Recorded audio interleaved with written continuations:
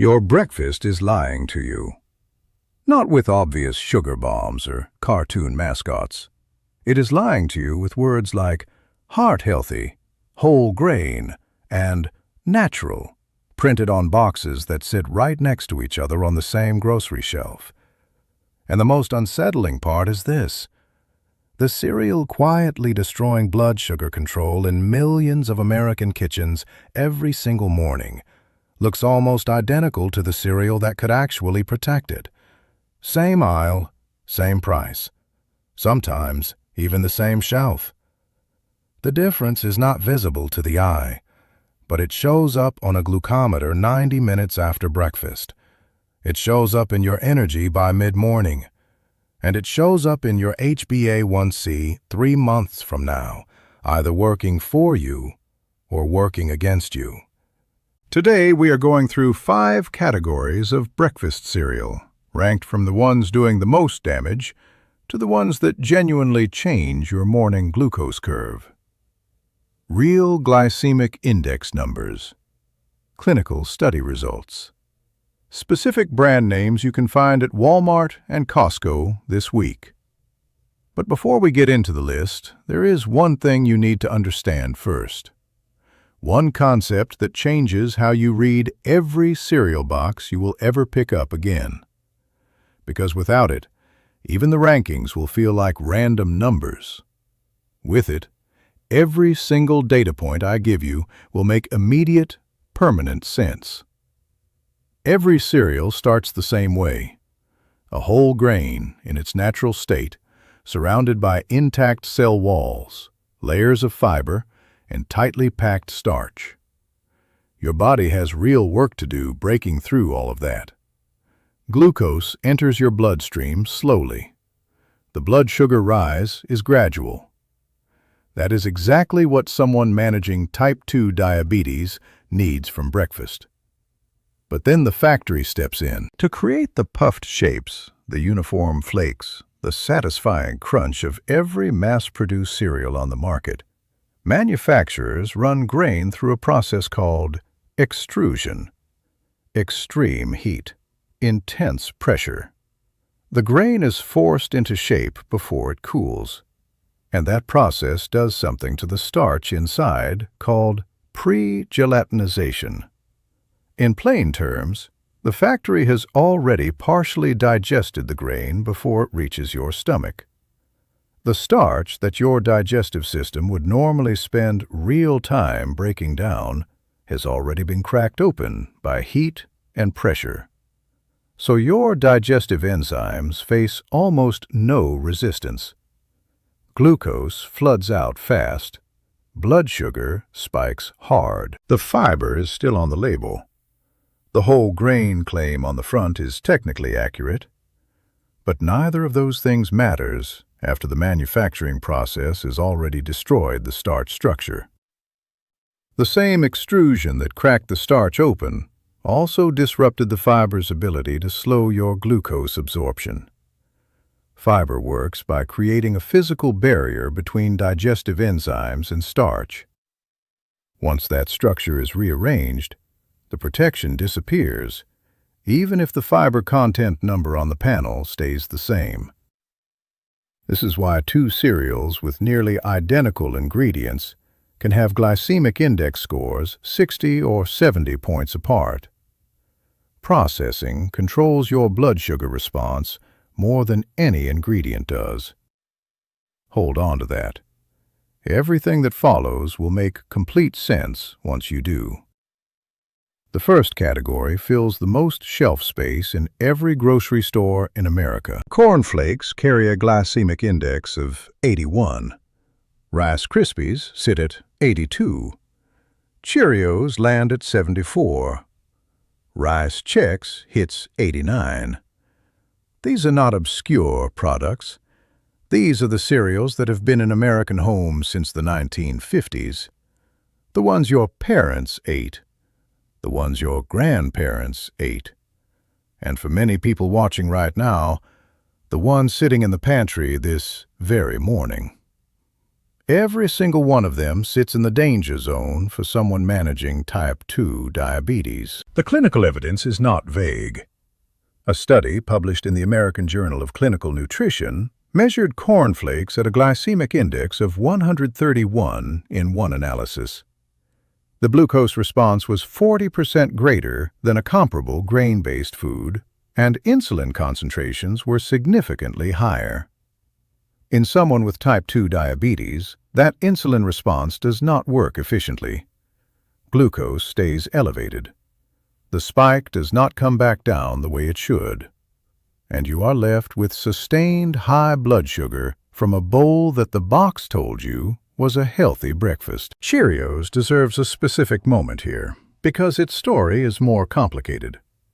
The heart-healthy reputation is not entirely invented. Cheerios contains beta-glucan, a soluble fiber from oats with real cardiovascular benefits.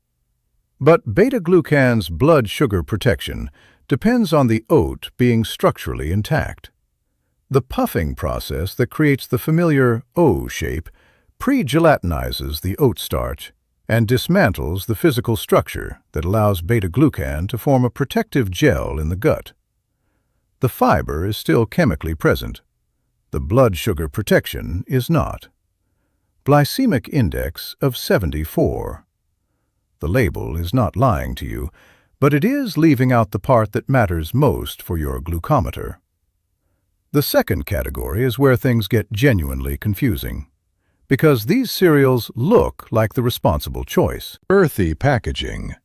Words like ancient grains, high fiber, and multigrain. These are the products people switch to when they decide to take blood sugar seriously. And the switch feels logical. It feels informed. That is precisely what makes this category the most dangerous one on the list. Raisin Bran sits at 61. Special K Original lands at 69. Honey Nut Cheerios hits 72, higher than Original Cheerios because of added honey. Most commercial granolas fall between 55 and 65. None of those numbers are safe for daily use when managing blood sugar. And the health packaging makes them more dangerous, not less, because it removes the skepticism that might otherwise prompt someone to flip the box over and read the ingredients. Granola is the worst offender. Most commercial granolas contain between 12 and 15 grams of added sugar per half-cup serving, which is the amount listed on the box as one serving. Most people pour 2 to 3 times that without measuring. The word natural on the bag has no legal definition that protects you. It is a marketing word, nothing more. The label rule that cuts through all of this is simple. Flip the box over. If sugar appears anywhere in the first 3 ingredients, it is a high glycemic product, regardless of what the front says. Then check the added sugars line on the nutrition panel. More than 5 grams per serving means that product does not belong at a blood sugar-conscious breakfast table. 2 data points, 30 seconds. More reliable than anything printed on the front of the box. Now the story changes. Bran Flakes carry a glycemic index of 55, and the reason they land here, while their neighbors land so much higher, comes back to the same science. Bran is the outermost layer of the grain. It is dense and fibrous, and resists pre-gelatinization better than refined starch does.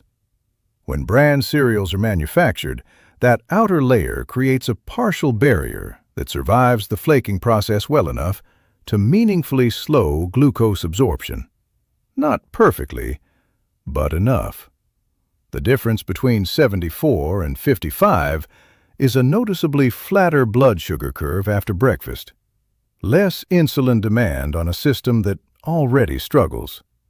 Across hundreds of mornings, that difference accumulates in your HbA1c. Kellogg's All-Bran Flakes and Post-Bran Flakes are the main products here. Both available everywhere.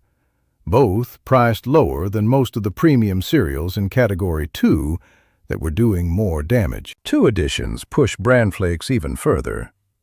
A tablespoon of natural peanut butter slows gastric emptying, which means the carbohydrate from the cereal reaches your bloodstream more gradually. Half a teaspoon of cinnamon improves GLUT4 transporter activity, which is the mechanism your muscle cells use to pull glucose out of the blood. Together, those two additions make a meaningful, measurable difference in the post-breakfast glucose curve. Same prep time as any other cereal, completely different result on the glucometer. All-Bran Original holds a glycemic index of approximately 42. That is the lowest glycemic index of any widely available commercial breakfast cereal in the American market, tied with steel-cut oats, lower than most fruits, lower than most root vegetables. For someone eating Corn Flakes at a glycemic index of 81 every morning, switching to All-Bran at 42 cuts the speed of blood sugar elevation in half from the same carbohydrate serving. The reason is fiber density, unlike anything else in the cereal aisle. All-Bran Original contains 10 grams of fiber per half-cup serving, more than most Americans consume across an entire day.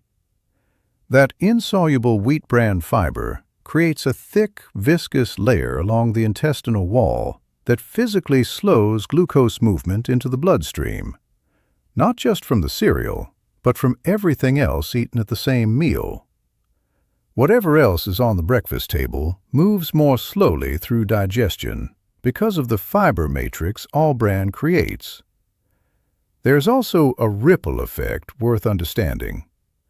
Blood sugar is not reset to zero between meals. The way glucose rises and falls after breakfast influences your metabolic baseline for the rest of the day.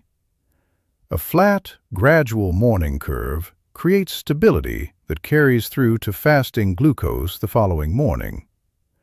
One cereal swap made consistently can change your entire daily glucose profile in a way that almost no single food does. The texture is dense and the flavor is intensely wheaty. Mix it half and half with the cereal in the next category to improve both while preserving most of the blood sugar benefit. Let it rest in unsweetened almond milk for 3 minutes before eating. Add fresh blueberries and ground flaxseed on top. The natural sweetness of the berries compensates for the bran flavor, and the anthocyanins in blueberries carry their own anti-inflammatory benefit for metabolic health. Natural Unsweetened Muesli has a glycemic index between 49 and 55. That puts it at the protective end of the spectrum, alongside All-Bran. But where All-Bran earns its ranking through fiber density alone, muesli earns it through something more complete. A quality unsweetened muesli combines rolled oats, mixed nuts, seeds, and sometimes dried fruit into a single bowl that delivers carbohydrate, protein, healthy fat, and multiple types of fiber simultaneously. No other cereal on this list does all of that at once. It is the only option here that functions as a complete meal rather than simply a low glycemic grain. The rolled oats in muesli are not puffed or extruded. They are pressed flat and dried, a minimal process that leaves the internal oat structure largely intact. That means the beta-glucan fiber that is disrupted in Cheerios is still functional here. It forms a protective gel in the gut that slows glucose absorption from the oats and from everything else in the bowl. The nuts slow gastric emptying. The seeds add another fiber layer. Every component works in the same direction, flattening the blood sugar curve, extending satiety, and reducing the insulin demand on a system that already works too hard. The most important thing before buying muesli is knowing that the right version and the wrong version look almost identical on the shelf.